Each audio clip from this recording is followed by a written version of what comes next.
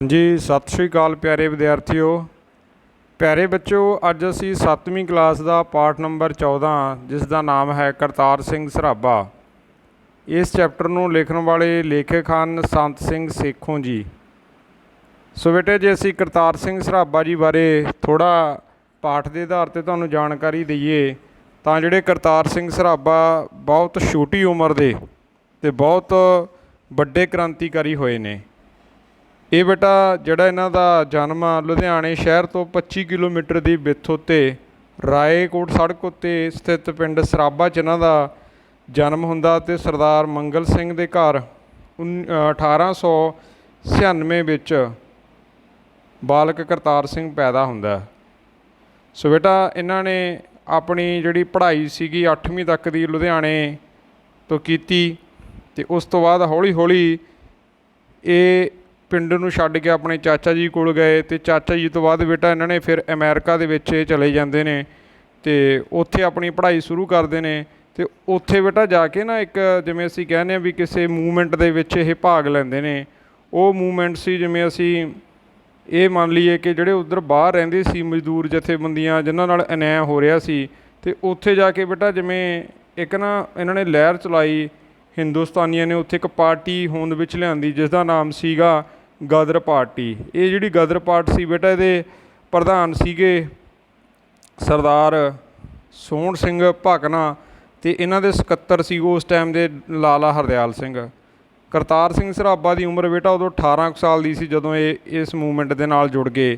तो बेटा इत्थे इन्होंने एक गदर नां दा हफ्तावारी अखबार भी कढ़िया ते जिहदे लई ये करतार सिंह सराभा ने बहुत जोर लाया ते अपनी पढ़ाई करन तो बाद ये न्यूज़ लिखते फिर वो रसाला प्रकाशित हुंदा उन्होंने ਵੱਖ-ਵੱਖ ਭਾਸ਼ਾਵਾਂ ਦੇ ਵਿੱਚ ਜਿਵੇਂ ਉਹਨਾਂ ਦਿਨਾਂ 'ਚ हिंदी सी पंजाबी सी इंग्लिश सी ਤੇ ਉਰਦੂ ਤੇ ਫਾਰਸੀ ਦੇ ਵਿੱਚ ਉਹਨੂੰ ਅਨੁਵਾਦ ਕਰਕੇ ਖਬਰਾਂ ਨੂੰ ਉਹ ਵੱਖ-ਵੱਖ ਟਾਪੂਆਂ 'ਤੇ ਜਿੱਥੇ ਵੀ ਭਾਰਤੀ ਲੋਕ ਰਹਿੰਦੇ ਉਹਨਾਂ ਤੱਕ ਇਹ ਕਰਤਾਰ ਸਿੰਘ ਸਰਾਭਾ ਹੁਣੀ ਪਹੁੰਚਾਇਆ ਕਰਦੇ ਸੀ। ਤੇ ਉਸ ਟਾਈਮ ਬੇਟਾ ਜਿਹੜੀ ਅੰਗਰੇਜ਼ਾਂ ਦੀ ਤੇ ਜਰਮਨ ਦੇ ਵਿਚਕਾਰ ਜਿਹੜੇ ਲੜਾਈ ਸੀਗੀ ਲੱਗ ਚੁੱਕੀ ਸੀ। फस्ट जी वर्ल्ड वार सी उन्होंने दिनों की गल आ के करतार सिंह सराभा होना के दिमाग के ये गल आई कि जोड़े बाहरले मुल्कों असी अंग्रेज़ों को रहने ये लोग साडे नाल अत्याचार करते हैं, अन्याय करते हैं। सो इन्होंने एक स्ट्रैटजी बनाई कि जिमें बैरी का बैरी साडा दुश्मन। सो इन्होंने गदर पार्टी ने बाबा सोहण सिंह भाकना जी होने ने इन्होंने लाला हरदयाल जी होना ने जाके जर्मन के जोड़े सैना के मुखी सीगे जां उन्हां दे गुप्तचर सी राजदूत सी उन्हां नाल गलबात कीती कि जेकर असी आपदे मुल्क दे विच अंग्रेज़ां दे खिलाफ हो जाने जां इस मुल्क दे विच भी असी तुहाडा साथ देना है तां तुसीं भविख 'च साडा साथ किवें दोगे। तां फिर बेटा जर्मन ने कहा कि जेकर अंग्रेज़ साडे कब्जे 'च आ जांदे ने तां असी तुहाडे मुल्कां दे विच जिहड़े अंग्रेज़ ने उन्हां नूं भजाउण दे विच उत्थों खदेड़न दे विच तुहाडे मुल्क दे विच आज़ादी लिआउण विच असी भरपूर जिहड़ा योगदान देवांगे। तो फिर उत्थों बेटा करतार सिंह सराभा के मन च एक सवाल आता है कि क्यों ना असी अपने मुल्क दे विच जाके इस गल का प्रचार करिए तो उत्थों असी गादरी बंदे पैदा करिए जिहड़े अंग्रेज़ हुकूमत के खिलाफ आवाज़ उठाउण ते साडे नाल रल के चलण तां जो असी साडे मुल्क दे विच भारत दे विच जिहड़े अंग्रेज़ साडे उपर अत्याचार करते हैं असी उन्हां तों आज़ादी की मंग करिए। सो बेटा फिर ये मुहिम नूं अगे चलाउंदे होए करतार सिंह सराभा अमरीका तो भारत पुजण की फिर ये प्लैनिंग करते हैं। तो फिर बेटा ये निपन मारू नां का एक जहाज़ है बेटा जोड़ा जर्मन जापान का बनया होया। जापान के इस जहाज़ विच फिर हिंदुस्तान नूं ये चल पैंदे ने साडे जिहड़े गदरी ने। सो ये जहाज़ बेटा जदों कलकत्ता बंदरगाह ते आउंदा तां अंग्रेज़ां नूं इस गल की छूह मिल जाती आ। इन्हां ने फिर ना एक कानून बनाया सी डिफेंस ऑफ इंडिया एक्ट भी जिहड़े भारत दे विच डिफेंस सीगा इन्हां दी रखिया प्रणाली सी।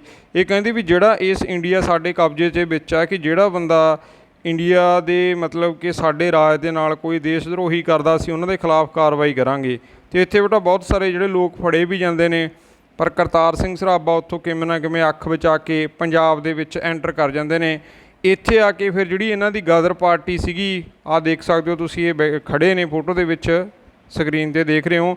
तो इत्थे आके बेटा इन्हां ने जिहड़ी मूवमेंट सी गदरियां दी करतार सिंह सराभा ने बहुत सारे अपने नाल जिवें बंगाल दे होर वख-वख इलाकिਆਂ ਦੇ ਬਿਹਾਰੀ ਰਾਸ ਬਿਹਾਰੀ ਬੋਸ, ਜਿਨ੍ਹਾਂ ਨੇ 1911 ਦੇ ਵਿੱਚ ਵਾਇਸਰਾਏ ਲਾਰਡ ਹਾਰਡਿੰਗ ਉੱਤੇ ਬੰਬ ਸੁੱਟਿਆ ਸੀ, ਉਹਨਾਂ ਨੂੰ ਵੀ ਆਪਣੀ ਪਾਰਟੀ ਦੇ ਵਿੱਚ ਸ਼ਾਮਲ ਕੀਤਾ ਅਤੇ ਆਪਣੀ ਪਾਰਟੀ ਦੇ ਪ੍ਰਚਾਰ ਨੂੰ ਵਧਾਇਆ।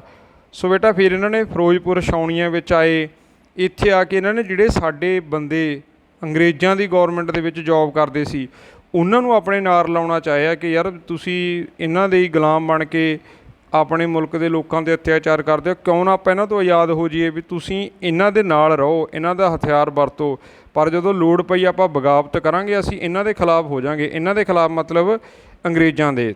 ਫਿਰ ਇਹਨਾਂ ਨੇ ਕੀ ਕੀਤਾ, ਇਹ ਆਪਣੇ ਜਿੰਨੇ ਵੀ ਦੋਸਤ ਮਿੱਤਰ ਸੀ, ਜਿਹੜੇ ਉਹਨਾਂ ਦੇ ਭੈਣ ਭਰਾ ਕੋਈ ਫੌਜ ਦੇ ਵਿੱਚ ਸੀ, ਅੰਦਰ ਗੁਪਤੋ ਗੁਪਤੀ ਉਹਨਾਂ ਨਾਲ ਮੀਟਿੰਗਾਂ ਕੀਤੀਆਂ ਕਿ ਤੁਸੀਂ ਬਗਾਵਤ ਕਰੋ। ਸੋ ਬਹੁਤ ਸਾਰੇ ਜਿਹੜੇ ਫੌਜੀ ਰਿਟਾਇਰ ਹੋਏ ਸੀ ਅੰਗਰੇਜ਼ਾਂ ਦੇ ਰਾਜ 'ਚੋਂ, ਉਹਨਾਂ ਨੂੰ ਬੇਟਾ ਇਹ ਮਿਲੇ, ਉਹਨਾਂ ਨੂੰ ਵੀ ਆਪਣੇ ਨਾਲ ਲਾ ਲਿਆ। ਬਹੁਤ ਸਾਰੇ ਹੋਰ ਫੌਜੀਆਂ ਦਾ ਹੌਸਲਾ ਵਧਾਇਆ ਅਤੇ ਉਹਨਾਂ ਨੇ ਕਿਹਾ ਕਿ ਅਸੀਂ ਸਾਰੇ ਲੋਕ ਇਕੱਠੇ ਹੋ ਕੇ ਬਗਾਵਤ ਕਰਦੇ ਹਾਂ ਇਸ ਹਕੂਮਤ ਦੇ ਖਿਲਾਫ, ਅੰਗਰੇਜ਼ਾਂ ਦੇ ਖਿਲਾਫ, ਵੀ ਫਿਰ ਆਪਾਂ ਆਪਣੇ ਦੇਸ਼ ਨੂੰ ਆਜ਼ਾਦ ਕਰਾਵਾਂਗੇ।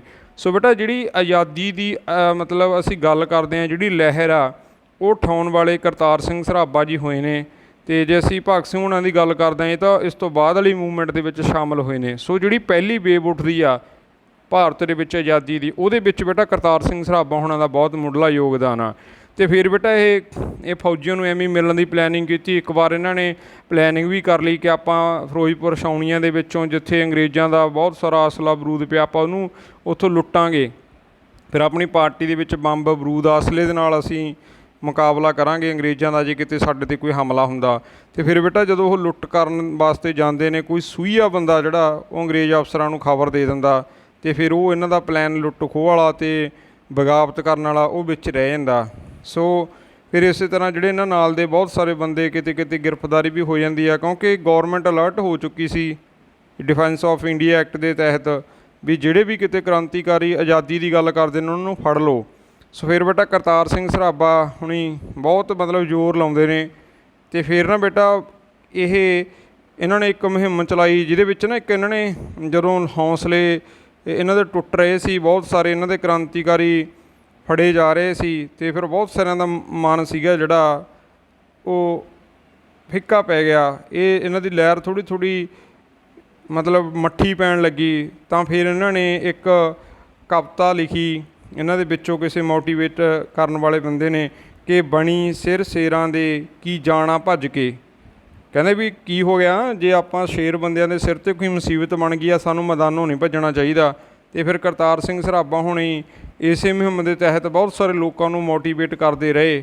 ਸੋ ਅੰਦਰੋਂ ਅੰਦਰੀ ਇਹਨਾਂ ਨੇ ਫਿਰ ਜਿਹੜਾ ਅਸਲਾ ਸੀਗਾ ਉਹ ਵੀ ਇਕੱਠਾ ਕਰਨਾ ਸ਼ੁਰੂ ਕਰਤਾ। ਫਿਰ ਇੱਕ ਵਾਰ ਇਹਨੇ ਕਿਸੇ ਬੰਦੇ ਰਿਟਾਇਰ ਫੌਜੀ ਨਾਲ ਗੱਲ ਕਰੀ ਕਿ ਤੂੰ ਮੈਨੂੰ ਬੰਦੂਕਾਂ ਦੇ ਦੇ, ਅਤੇ ਉਹ ਕਹਿੰਦਾ ਮੈਂ ਦੇ ਦੂੰ। ਅਤੇ ਉੱਥੇ ਬਹੁਤ ਸਾਰੇ ਜਿਹੜੇ ਨੌਜਵਾਨ ਇਕੱਠੇ ਕਰੇ ਹੋਏ ਸੀ। ਸੋ ਬੇਟਾ ਇਹ ਉਹਨਾਂ ਦੇ ਘਰ ਇਹੀ ਕਵਿਤਾ ਪੜ੍ਹ ਰਹੇ ਸੀ, ਬਣੀ ਸਿਰ ਸ਼ੇਰਾਂ ਦੇ ਹੈ ਨਾ ਕੀ ਜਾਣਾ ਭੱਜ ਕੇ। ਅਤੇ ਉੱਥੇ ਫਿਰ ਕਿਸੇ ਸੂਹੀਏ ਨੇ ਖਬਰ ਦੇ ਦਿੱਤੀ ਕਿ ਕਰਤਾਰ ਸਿੰਘ ਸਰਾਭਾ ਇਸ ਟਾਈਮ ਵੀ ਜਿਹੜਾ ਇਸ ਇਲਾਕੇ ਦੇ ਵਿੱਚ ਆ, ਵੀ ਤੁਸੀਂ ਉਹਨੂੰ ਉੱਥੋਂ ਗ੍ਰਿਫਤਾਰ ਕਰ ਲਓ। ਅਤੇ ਇੱਥੋਂ ਬੇਟਾ ਫਿਰ ਇਹਨਾਂ ਨੂੰ ਮਤਲਬ ਫੜਿਆ ਜਾਂਦਾ। ਡਿਫੈਂਸ ਆਫ ਇੰਡੀਆ ਐਕਟ ਦੇ ਤਹਿਤ ਇਹਨਾਂ ਦੇ ਉੱਪਰ ਜਿਹੜਾ ਮੁਕੱਦਮਾ ਬੇਟਾ ਚੱਲਦਾ, ਅਤੇ ਇਹਨਾਂ ਨੂੰ ਬਹੁਤ ਸਾਰੇ ਦੇਸ਼ ਭਗਤ ਹੋਰ ਫੜੇ ਗਏ ਸੀ। ਪਰ ਉਹਨਾਂ ਵਿੱਚੋਂ ਬੇਟਾ ਜਿਹੜੇ ਬਹੁਤ ਸਾਰੇ ਸੀਗੇ, ਉਹਨਾਂ ਦੀ ਸਜ਼ਾ ਘਟਾ ਕੇ ਮਤਲਬ ਉਮਰ ਕੈਦ ਕਰ ਦਿੱਤੀ। ਪਰ ਇਹਨਾਂ ਦੇ ਨਾਲ ਕਰਤਾਰ ਸਿੰਘ ਸਰਾਭਾ, ਸੁਰ ਸਿੰਘੀਆ ਅਤੇ 5 ਹੋਰਾਂ ਨੂੰ 16 ਨਵੰਬਰ 1915 ਨੂੰ ਲਾਹੌਰ ਦੀ ਸੈਂਟਰਲ ਜੇਲ੍ਹ ਵਿੱਚ ਫਾਂਸੀ ਦੇ ਦਿੱਤੀ ਜਾਂਦੀ ਆ। ਸੋ ਬੇਟਾ ਮਤਲਬ ਇਹ ਗ੍ਰਿਫਤਾਰ ਵੀ ਹੁੰਦੇ ਨੇ, ਕ੍ਰਾਂਤੀਕਾਰੀ ਮੁਹਿੰਮ ਨੂੰ ਚਲਾਉਂਦੇ ਚਲਾਉਂਦੇ ਗ੍ਰਿਫਤਾਰ ਹੋਏ। ਅਤੇ ਬੇਟਾ ਫਿਰ ਕਰਤਾਰ ਸਿੰਘ ਨੇ 13 ਸਤੰਬਰ ਨੂੰ ਫਾਂਸੀ ਦੀ ਸਜ਼ਾ ਸੁਣ ਕੇ ਜੱਜ ਦਾ ਧੰਨਵਾਦ ਕੀਤਾ ਅਤੇ ਕਿਹਾ, ਮੈਂ ਫਿਰ ਪੈਦਾ ਹੋਵਾਂਗਾ, ਹਿੰਦੁਸਤਾਨ ਦੀ ਆਜ਼ਾਦੀ ਲਈ ਲੜਾਂਗਾ। ਸੋ ਇਹ ਸੀਗੇ ਸੂਰਵੀਰ ਯੋਧੇ ਕਰਤਾਰ ਸਿੰਘ ਸਰਾਭਾ। ਸੋ ਇਸ ਚੈਪਟਰ ਨੂੰ ਬੇਟਾ ਤੁਸੀਂ ਨੇ ਜ਼ਰੂਰ ਪੜ੍ਹਨਾ, ਪਰ ਇਹ ਵਿੱਚੋਂ ਤੁਹਾਨੂੰ ਕੁਝ ਜਾਣਕਾਰੀ ਦਿੱਤੀ ਗਈ ਆ। ਸੋ ਆਓ ਇਸ ਚੈਪਟਰ ਨਾਲ ਸੰਬੰਧਿਤ ਜਿਹੜੇ ਪ੍ਰਸ਼ਨ ਉੱਤਰ ਨੇ ਆਪਾਂ ਉਹਨਾਂ ਨੂੰ ਪੜ੍ਹਦੇ ਹਾਂ। ਪਹਿਲਾ ਹੈ, ਕਰਤਾਰ ਸਿੰਘ ਸਰਾਭੇ ਦੇ ਜਨਮ ਅਤੇ ਬਚਪਨ ਬਾਰੇ ਦੱਸੋ। ਉੱਤਰ ਹੈ, ਉਹਨਾਂ ਦਾ ਜਨਮ 1896 ਈਸਵੀ ਵਿੱਚ ਸਰਦਾਰ ਮੰਗਲ ਸਿੰਘ ਦੇ ਘਰ ਪਿੰਡ ਸਰਾਭਾ ਵਿਖੇ ਹੋਇਆ। ਛੋਟੀ ਉਮਰ ਵਿੱਚ ਪਿਤਾ ਦਾ ਦੇਹਾਂਤ ਹੋਣ ਕਰਕੇ ਉਹਨਾਂ ਦਾ ਪਾਲਣ ਪੋਸ਼ਣ ਦਾਦੇ ਸਰਦਾਰ ਬਚਨ ਸਿੰਘ ਨੇ ਕੀਤਾ। ਇੱਥੇ ਬੇਟਾ ਬਦਨ ਸਿੰਘ ਲਿਖਿਆ ਹੋਇਆ, ਆਪਾਂ ਇਹਨੂੰ ਇੱਕ ਵਾਰ ਜ਼ਰੂਰ ਕਲੀਅਰ ਕਰ ਲਈਏ। ਬਦਨ ਸਿੰਘ ਹੈ ਬੇਟਾ, ਉਹਨਾਂ ਦਾ ਜਿਹੜਾ ਪਾਲਣ ਪੋਸ਼ਣ ਆ ਉਹਨਾਂ ਦੇ ਦਾਦੇ ਬਦਨ, ਬੱਬਾ ਦੱਦਾ ਨੰਨਾ, ਬਦਨ ਸਿੰਘ ਨੇ ਕੀਤਾ। ਪ੍ਰਸ਼ਨ ਨੰਬਰ ਐੜਾ, ਕਰਤਾਰ ਸਿੰਘ ਸਰਾਭੇ ਨੇ ਕਿੱਥੋਂ ਵਿੱਦਿਆ ਹਾਸਲ ਕੀਤੀ? ਉਹਨਾਂ ਨੇ ਮੁੱਢਲੀ ਵਿੱਦਿਆ ਪਿੰਡ ਵਿੱਚ ਹੀ ਪ੍ਰਾਪਤ ਕੀਤੀ। ਮਾਲਵਾ ਖਾਲਸਾ ਹਾਈ ਸਕੂਲ ਤੋਂ ਉਹਨਾਂ ਨੇ 8ਵੀਂ ਅਤੇ ਮਿਸ਼ਨ ਹਾਈ ਸਕੂਲ ਤੋਂ 10ਵੀਂ ਪਾਸ ਕੀਤੀ। ਉਚੇਰੀ ਪੜ੍ਹਾਈ ਲਈ ਬਰਕਲੇ ਯੂਨੀਵਰਸਿਟੀ ਸਨ ਫਰਾਂਸਿਸਕੋ ਅਮਰੀਕਾ ਵਿੱਚ ਦਾਖਲਾ ਲਿਆ। ਸੋ ਦੇਖੋ ਬੜੇ ਵਧੀਆ ਵਿਦਵਾਨ ਸੀਗੇ, ਪੜ੍ਹੇ ਲਿਖੇ ਨੌਜਵਾਨ। 18 ਸਾਲ ਦੇਖੋ ਉਮਰ ਕੀ ਹੁੰਦੀ ਆ ਜਦੋਂ ਅਸੀਂ +2 ਪਾਸ ਕਰਦੇ ਹਾਂ। ਉਸ ਟਾਈਮ ਇਹਨਾਂ ਦੇ ਹੌਸਲੇ ਇੰਨੇ ਬੁਲੰਦ ਸੀਗੇ। ਇਹ ਫੋਟੋ ਦੇ ਵਿੱਚ ਦੇਖ ਸਕਦੇ ਹੋ, ਮੁੱਛੀ ਵੀ ਨਹੀਂ ਹਲੇ ਇਹਨਾਂ ਦੀ, ਦਾੜੀ ਮੁੱਛ ਕੋਈ ਨਹੀਂ ਆਈ, ਬਟ ਹੌਸਲੇ ਦੇਖੋ ਕਿੱਡੇ ਮਤਲਬ ਹੌਸਲੇ ਵਾਲੇ ਸਨ ਕਰਤਾਰ ਸਿੰਘ ਸਰਾਭਾ ਜੀ, ਜਿਹੜੇ ਆਪਣੇ ਦੇਸ਼ ਦੀ ਆਜ਼ਾਦੀ ਬਾਰੇ ਸੋਚਣ ਵਾਲੇ ਸੀ। ਪ੍ਰਸ਼ਨ ਨੰਬਰ ਈਡੀ, ਅਮਰੀਕਾ ਵਿੱਚ ਵੱਸਦੇ ਹਿੰਦੁਸਤਾਨੀਆਂ ਨੂੰ ਕਿਹੜੀਆਂ ਮੁਸ਼ਕਲਾਂ ਦਾ ਸਾਹਮਣਾ ਕਰਨਾ ਪੈ ਰਿਹਾ ਸੀ?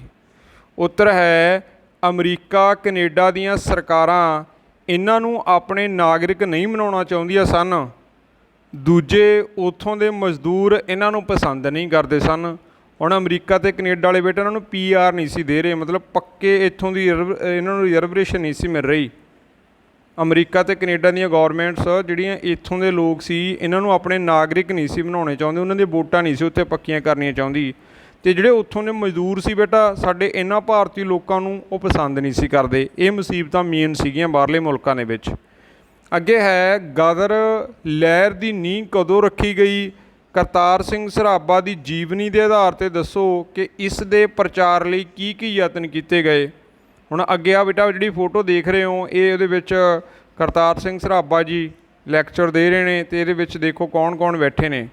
ਗਦਰ ਲਹਿਰ ਦੀ ਨੀਂਹ 1912 ਵਿੱਚ ਰੱਖੀ ਗਈ। ਇਹ ਸਾਰਿਆਂ ਨੇ ਯਾਦ ਰੱਖਣੀ ਆ ਗੱਲ ਬੇਟਾ, 1912 ਵਿੱਚ ਰੱਖੀ ਗਈ। ਇਸ ਪਾਰਟੀ ਦੇ ਪ੍ਰਚਾਰ ਲਈ ਗਦਰ ਨਾਂ ਦਾ ਇੱਕ ਹਫ਼ਤਾਵਾਰੀ ਅਖਬਾਰ ਕੱਢਿਆ ਗਿਆ। ਹਫ਼ਤਾਵਾਰੀ ਹੁੰਦਾ ਵੀ ਹਫ਼ਤੇ 'ਚ ਇੱਕ ਵਾਰ ਛਪਣਾ। ਇਸ ਅਖਬਾਰ ਦਾ ਨਾਮ ਸੀ ਗਦਰ ਲਹਿਰ, ਗਦਰਨਾਮੀ ਅਖਬਾਰ। ਇਸ ਲਹਿਰ ਲਈ ਬਹੁਤ ਸਾਰੇ ਹਿੰਦੁਸਤਾਨੀਆਂ ਨੇ ਆਪਣੀਆਂ ਜਾਇਦਾਦਾਂ ਦਾਅ 'ਤੇ ਲਾ ਦਿੱਤੀਆਂ। ਇਸ ਅਖਬਾਰ ਨੂੰ ਚਲਾਉਣ ਲਈ ਬਹੁਤ ਸਾਰੇ ਜਿਹੜੇ ਲੋਕ ਸੀ ਉਹਨਾਂ ਨੇ ਆਪਣੀ ਜਾਇਦਾਦ ਦੇ ਵਿੱਚੋਂ ਹਿੱਸੇ ਪਾ ਕੇ ਇਸ ਅਖਬਾਰ ਨੂੰ ਪੂਰ ਚਾੜ੍ਹਿਆ ਅਤੇ ਇਸ ਲਹਿਰ ਨੂੰ ਪੂਰ ਚਾੜ੍ਹਿਆ। ਗਦਰ ਲਹਿਰ ਦੀ ਗੱਲ ਕਰਦੇ ਹਾਂ ਬੇਟਾ। ਇਹਦੇ ਵਿੱਚ ਪ੍ਰਚਾਰ ਲਈ ਹਫ਼ਤਾਵਾਰੀ ਅਖਬਾਰ ਜਿਹਦਾ ਨਾਮ ਸੀ ਗਦਰ ਉਹ ਕੱਢਿਆ ਗਿਆ। ਇਸ ਅਖਬਾਰ ਲਈ ਇਹ ਲਿਖਤ ਦਾ ਕੰਮ ਕਰਦੇ ਸੀ ਅਤੇ ਇਹ ਜਿਹੜੇ ਰਸਾਲੇ ਛਪਦੇ ਸੀ ਗਦਰ ਨਾਂ ਅਖਬਾਰ ਦੇ ਪੇਪਰ, ਅਤੇ ਇਹਨਾਂ ਨੂੰ ਵੱਖ-ਵੱਖ ਟਾਪੂਆਂ 'ਤੇ ਵੀ ਕਰਤਾਰ ਸਿੰਘ ਸਰਾਭਾ ਜੀ ਵੰਡ ਕੇ ਆਇਆ ਕਰਦੇ ਸੀ। ਪ੍ਰਸ਼ਨ ਨੰਬਰ ਹਾਹਾ, ਮੀਆਂ ਮੀਰ ਅਤੇ ਫਿਰੋਜ਼ਪੁਰ ਛਾਉਣੀਆਂ ਦੇ ਮੈਗਜ਼ੀਨਾਂ ਉੱਤੇ ਹਮਲੇ ਲਈ ਗਦਰ ਪਾਰਟੀ ਵੱਲੋਂ ਕਿਹੜੀ ਤਾਰੀਖ ਮਿੱਥੀ ਗਈ ਅਤੇ ਇਹ ਤਾਰੀਖ ਅੱਗੇ ਕਿਉਂ ਪਾ ਦਿੱਤੀ ਗਈ? ਹੁਣ ਇਹ ਬੜੀ ਮਤਲਬ ਵੱਡੀ ਮੂਵਮੈਂਟ ਸੀ ਬੇਟਾ ਜਿਹੜੀ ਕਰਤਾਰ ਸਿੰਘ ਸਰਾਭਾ ਨੇ ਅਮਰੀਕਾ ਤੋਂ ਆ ਕੇ ਇੱਥੇ ਚਲਾਈ ਸੀ। ਮੀਆਂ ਮੀਰ ਅਤੇ ਫਿਰੋਜ਼ਪੁਰ ਦੀਆਂ ਛਾਉਣੀਆਂ, ਇੱਥੇ ਬੇਟਾ ਜਿਹੜੇ ਅੰਗਰੇਜ਼ ਅਫਸਰ ਸੀਗੇ ਉਹਨਾਂ ਦਾ ਅਸਲਾ ਬਰੂਦ ਜਿਹੜਾ ਉਹ ਰੱਖਿਆ ਹੁੰਦਾ ਸੀ। ਇੱਥੇ ਧਾਵਾ ਬੋਲਣ ਲਈ ਇਹਨਾਂ ਨੇ ਪਲੈਨਿੰਗ ਕੀਤੀ ਸੀ ਗਦਰ ਪਾਰਟੀ ਦੇ ਕਾਰਕੁਨਾਂ ਨੇ, ਬਟ ਅੱਗੇ ਆ ਕੇ ਇੱਥੇ ਇਹ ਡਿਲੇ ਕਿਉਂ ਕਰਨੀ ਪਈ? ਉੱਤਰ ਹੈ ਗਦਰ ਪਾਰਟੀ ਵੱਲੋਂ ਛਾਉਣੀਆਂ 'ਤੇ ਹਮਲੇ ਲਈ 21 ਫਰਵਰੀ 1915 ਦੀ ਤਰੀਕ ਮਿੱਥੀ ਗਈ। ਹੁਣ ਧਿਆਨ ਰੱਖਣਾ 21 ਫਰਵਰੀ 1915 ਦੀ ਤਾਰੀਖ ਮਿੱਥੀ ਗਈ, ਪਰੰਤੂ ਇੱਕ ਮੁਖਬਰ ਵੱਲੋਂ ਇਸ ਸੰਬੰਧੀ ਸਾਰੀ ਸੂਹ ਪੁਲਿਸ ਨੂੰ ਦੇਣ ਦਾ ਪਤਾ ਲੱਗਣ 'ਤੇ ਇਹ ਤਾਰੀਖ ਬਦਲ ਦਿੱਤੀ ਗਈ। ਹੁਣ ਮੁਖਬਰ ਬੇਟਾ ਸ਼ੁਰੂ ਤੋਂ ਹੀ ਰਹੇ ਨੇ, ਮੁਖਬਰ ਹੁੰਦੇ ਨੇ ਜਿਹੜੀ ਆਪਣੀ ਖਬਰ ਨੂੰ ਅੱਗੇ ਪਹੁੰਚਾ ਦੇਣ, ਅੱਗੇ ਤੋਂ ਭਾਵ ਪੁਲਿਸ ਤੱਕ ਪਹੁੰਚਾ ਦੇਣ। ਇਹ ਮੁਖਬਰ ਜਿਹੜੇ ਹੁੰਦੇ ਸੀ ਪੁਲਿਸ ਵੱਲੋਂ ਹੀ ਛੱਡੇ ਹੁੰਦੇ ਸੀ। ਸੋ ਜਦੋਂ ਇਹਨਾਂ ਨੂੰ ਪਤਾ ਲੱਗਿਆ ਕਿ ਸਾਡੇ ਉੱਥੇ ਜਦੋਂ ਅਸੀਂ ਹਮਲਾ ਕਰਨਾ ਵੀ ਉੱਥੋਂ ਦੀ ਅੰਗਰੇਜ਼ ਜਿਹੜੀ ਸਰਕਾਰ ਆ ਇਹਦੇ ਬਾਰੇ ਉਹਨਾਂ ਨੂੰ ਖਬਰ ਲੱਗ ਗਈ, ਤਾਂ ਫਿਰ ਇਹਨਾਂ ਨੇ ਇਹ ਜਿਹੜੀ ਤਰੀਕ ਸੀਗੀ ਉਹਨੂੰ ਬਦਲਿਆ।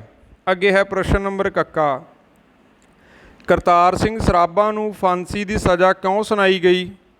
ਹੁਣ ਦੇਖੋ ਜੀ ਕਿਉਂ ਸੁਣਾਈ ਗਈ ਹੋਊ ਸਜ਼ਾ। ਕਰਤਾਰ ਸਿੰਘ ਸਰਾਭਾ ਵਿਰੁੱਧ ਗਦਰ ਲਹਿਰ ਵਿੱਚ ਹਿੱਸਾ ਲੈਣ ਕਰਕੇ, ਪਹਿਲੀ ਗੱਲ ਤਾਂ ਇਹ। ਦੂਸਰਾ, ਡਿਫੈਂਸ ਆਫ ਇੰਡੀਆ ਐਕਟ ਅਧੀਨ ਮੁਕੱਦਮਾ ਚੱਲਿਆ ਅਤੇ ਉਸ ਨੂੰ ਹੋਰ ਗਦਰੀਆਂ ਨਾਲ ਫਾਂਸੀ ਦੀ ਸਜ਼ਾ ਸੁਣਾਈ ਗਈ। ਇਹੀ ਸੀ ਬੇਟਾ ਵੀ ਜਿਹੜੀ ਉਹ ਗੌਰਮੈਂਟ ਨੇ ਬਣਾਇਆ ਸੀ ਕਿ ਜਿਹੜਾ ਸਾਡੇ ਇੱਥੋਂ ਦੇ ਕਾਇਦੇ ਕਾਨੂੰਨ ਦੇ ਖਿਲਾਫ ਕੋਈ ਆਵਾਜ਼ ਉਠਾਊ, ਕੋਈ ਪ੍ਰੋਟੈਸਟ ਕਰੂ, ਸਾਡੇ ਅਧਿਕਾਰੀਆਂ 'ਤੇ ਕੋਈ ਹਮਲਾ ਕਰੂ ਤਾਂ ਅਸੀਂ ਉਸ ਨੂੰ ਮੌਤ ਦੀ ਸਜ਼ਾ ਸੁਣਾਵਾਂਗੇ। ਸੋ ਉਸ ਮੁਕੱਦਮੇ ਦੇ ਅੰਦਰ ਇਹਨਾਂ ਦਾ ਨਾਮ ਆ ਜਾਂਦਾ ਕਰਤਾਰ ਸਿੰਘ ਸਰਾਭਾ ਦਾ ਤੇ ਇਹਨਾਂ ਦੇ ਹੋਰ ਸਾਥੀਆਂ ਦਾ, ਤੇ ਇਹਨਾਂ ਨੂੰ ਸਿੱਧੀ ਫਾਂਸੀ ਦੀ ਸਜ਼ਾ ਹੁੰਦੀ ਆ, ਜਿਨ੍ਹਾਂ ਦੇ ਵਿੱਚੋਂ ਆਖਰ ਤੇ 17 ਬੰਦਿਆਂ ਨੂੰ ਤਾਂ ਬੇਟਾ ਉਮਰ ਕੈਦ ਹੋ ਜਾਂਦੀ ਆ, ਤੇ 5 ਬੰਦੇ ਇਹਨਾਂ ਦੇ ਨਾਲ ਹੋਰ ਨੇ ਜਿਹੜੇ ਉਹ ਦੇਸ਼ ਦੇ ਲਈ ਆਪਣੀ ਕੁਰਬਾਨੀ ਦਿੰਦੇ ਨੇ, ਸ਼ਹੀਦੀ ਪ੍ਰਾਪਤ ਕਰਦੇ ਨੇ। ਪ੍ਰਸ਼ਨ ਨੰਬਰ ਖੱਖਾ, ਕਰਤਾਰ ਸਿੰਘ ਸਰਾਭਾ ਨੇ ਫਾਂਸੀ ਦੀ ਸਜ਼ਾ ਸੁਣ ਕੇ ਜੱਜ ਨੂੰ ਕੀ ਕਿਹਾ? ਦੇਖੋ ਜੀ, ਉੱਤਰ ਸੀ ਕਰਤਾਰ ਸਿੰਘ ਸਰਾਭੇ ਨੇ ਫਾਂਸੀ ਦੀ ਸਜ਼ਾ ਸੁਣ ਕੇ ਜੱਜ ਦਾ ਧੰਨਵਾਦ ਕਰਦਿਆਂ ਕਿਹਾ, ਜੱਜ ਨੂੰ ਕਿਹਾ ਥੈਂਕ ਯੂ ਜੀ, ਸ਼ੁਕਰੀਆ ਮੈਨੂੰ ਫਾਂਸੀ ਦੀ ਸਜ਼ਾ ਸੁਣਾਉਣ ਲਈ। ਕੀ ਕਹਿੰਦੇ? ਕਹਿੰਦੇ ਮੈਂ ਫਿਰ ਪੈਦਾ ਹੋ ਕੇ ਹਿੰਦੁਸਤਾਨ ਦੀ ਆਜ਼ਾਦੀ ਲਈ ਲੜਾਂਗਾ। ਕਹਿੰਦੇ ਜੇ ਮੈਂ ਅਗਲਾ ਜਨਮ ਵੀ ਲਿਆ ਮੈਂ ਤਾਂ ਵੀ ਆਪਣੇ ਦੇਸ਼ ਲਈ ਲੜਾਂਗਾ। ਸੋ ਦੇਖੋ ਕਿੱਡਾ ਵੱਡਾ ਹੌਸਲਾ ਸੀ ਕਰਤਾਰ ਸਿੰਘ ਸਰਾਭਾ ਜੀ ਦਾ। ਆਓ ਇਸ ਪਾਠ ਨਾਲ ਸੰਬੰਧਿਤ ਜਿਹੜੇ ਪ੍ਰਸ਼ਨ ਨੇ ਬੇਟਾ ਆਪਣੇ ਔਖੇ ਸ਼ਬਦਾਂ ਦੇ ਅਰਥ ਉਹ ਪੜ੍ਹਦੇ ਹਾਂ। ਦੇਹਾਂਤ, ਇਹਦਾ ਮਤਲਬ ਹੁੰਦਾ ਮੌਤ ਜਾਂ ਸੁਰਗਵਾਸ। ਪਾਲਣ ਪੋਸ਼ਣ, ਪਰਵਰਿਸ਼, ਪਾਲਣਾ ਕਰਨੀ, ਕਿਸੇ ਨੂੰ ਮਤਲਬ ਰੋਟੀ ਪਾਣੀ ਦੇ ਕੇ ਵੱਡਿਆ ਕਰਨਾ, ਪਾਲਣ ਪੋਸ਼ਣ ਕਰਨਾ। ਵਿਦਰੋਹ, ਵਿਦਰੋਹ ਹੁੰਦੀ ਆ ਬਗਾਵਤ, ਕਿਸੇ ਦੇ ਖਿਲਾਫ ਖੜੇ ਹੋ ਜਾਣਾ, ਉਲਟ। ਪ੍ਰੇਰਨਾ, ਕਿਸੇ ਨੂੰ ਕੋਈ ਕੰਮ ਕਰਨ ਲਈ ਕਹਿਣਾ ਜਾਂ ਮਨਾਉਣਾ ਜਾਂ ਉਤਸ਼ਾਹਿਤ ਕਰਨਾ। ਉਤਾਵਲਾ, ਕਾਹਲਾ, ਫਰਤੀਲਾ, ਛੇਤੀ ਕਰਨ ਵਾਲਾ। ਕਰਤਾਰ ਸਿੰਘ ਸਰਾਭਾ ਜੀ ਬੜੇ ਉਤਾਵਲੇ ਸੀ ਕਿ ਸਾਡਾ ਮੁਲਕ ਆਜ਼ਾਦ ਹੋਵੇ। ਹਕੂਮਤ, ਰਾਜ, ਸਲਤਨਤ, ਸ਼ਾਸਨ ਜਾਂ ਸ਼ਾਸਕ ਜਿਨ੍ਹਾਂ ਦੀ ਸਰਕਾਰ ਹੋਵੇ। ਮੁਖਬਰ, ਖਬਰ ਦੇਣ ਵਾਲਾ। ਸੂਈਆ, ਜਾਸੂਸ ਵੀ ਕਹਿ ਸਕਦੇ ਹਾਂ। ਛੂ ਹੁੰਦੀ ਆ ਬੇਟਾ ਉੱਗ ਸੁੱਗ, ਸੁਰਾਗ, ਖੋਜ। ਖੂਫੀਆ ਹੁੰਦਾ ਬੇਟਾ ਗੁੱਜਾ ਜਾਂ ਗੁਪਤ। ਭਗੌੜਾ ਹੁੰਦਾ ਭੱਜਿਆ ਹੋਇਆ, ਡਰਾਕਲ ਜਾਂ ਫਰਾਰ। ਸੰਪਰਕ ਹੁੰਦਾ ਬੇਟਾ ਮੇਲ, ਸੰਪਰਕ, ਵਾਸਤਾ। ਇਹ ਹਰ ਇੱਕ ਚੀਜ਼ ਆ ਜਿਹੜੀ ਇਹਦੇ ਕਈ ਅਰਥ ਬਣਦੇ ਨੇ। ਸੋ ਇਹ ਸਨ ਬੇਟਾ ਔਖੇ ਸ਼ਬਦਾਂ ਦੇ ਅਰਥ ਅਤੇ ਇਸ ਚੈਪਟਰ ਨਾਲ ਸੰਬੰਧਿਤ ਪ੍ਰਸ਼ਨ ਉੱਤਰ। ਸੋ ਵਧੇਰੇ ਜਾਣਕਾਰੀ ਲਈ ਬੇਟਾ ਤੁਸੀਂ ਆਪਣੀ ਪਾਠ ਪੁਸਤਕ ਵਿੱਚੋਂ ਪਾਠ ਕਰਤਾਰ ਸਿੰਘ ਸਰਾਭਾ ਜਿਨ੍ਹਾਂ ਨੂੰ ਸੰਤ ਸਿੰਘ ਸੇਖੋਂ ਜੀ ਨੇ ਲਿਖਿਆ ਜ਼ਰੂਰ ਪੜ੍ਹਨਾ। ਸੋ ਉਮੀਦ ਕਰਦੇ ਹਾਂ ਤੁਸੀਂ ਇਸ ਪਾਠ ਨੂੰ ਪੜ੍ਹ ਕੇ ਹੋਰ ਜਾਣਕਾਰੀ ਆਪਣੀ ਪਾਠ ਪੁਸਤਕ ਵਿੱਚੋਂ ਵੀ ਹਾਸਲ ਕਰੋਗੇ। ਸੋ ਇਸ ਵੀਡੀਓ ਨੂੰ ਇੱਥੇ ਹੀ ਸਮਾਪਤ ਕਰਦੇ ਹਾਂ। ਵਧੇਰੇ ਜਾਣਕਾਰੀ ਲਈ ਜੁੜੇ ਰਹੋ ਪੰਜਾਬੀ ਐਜੂਕੇਸ਼ਨ ਚੈਨਲ ਦੇ ਨਾਲ। ਥੈਂਕ ਯੂ ਜੀ।